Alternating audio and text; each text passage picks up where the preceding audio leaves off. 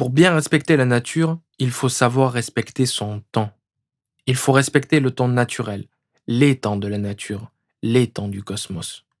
Le temps d'une fleur n'est pas le temps d'une pierre, qui n'est pas le temps d'un arbre centenaire, qui n'est pas le temps d'une rivière, qui se charge plus ou moins en fonction des précipitations. J'ai eu cette chance. Je dis bien cette chance, car nombreux sont les enfants qui grandissent, puis vivent, sans avoir eu un rapport direct, avec une forêt, une plage, une colline verdoyante ou un environnement 100% naturel. Le respect de ces temps-là, c'est accepter de ne pas tout maîtriser. C'est faire preuve de sagesse. C'est se dire que nous ne sommes qu'un dans un ensemble beaucoup plus vaste.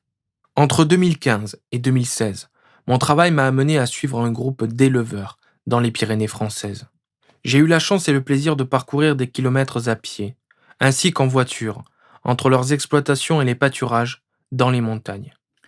J'ai ainsi découvert une forme de migration périodique du bétail, la transhumance.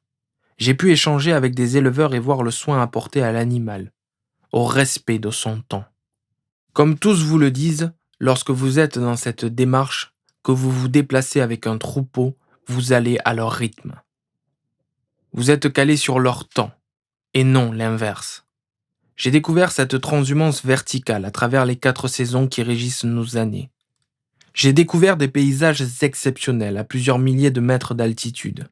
C'est le meilleur moyen de prendre conscience de la beauté et de la valeur de notre territoire.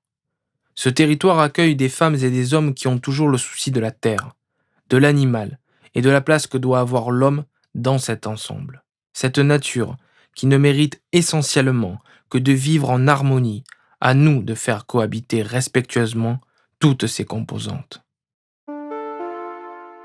La transhumance verticale voit les troupeaux passer de la plaine en hiver à la montagne en été.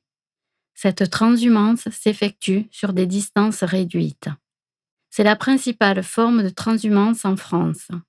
La transhumance horizontale voit le troupeau changer de région pour profiter d'un climat plus favorable, sans forcément changer d'altitude. Cette transhumance peut se produire sur des distances pouvant atteindre plusieurs centaines de kilomètres. Source: Pierre-Yves, Association d'histoire des sociétés rurales.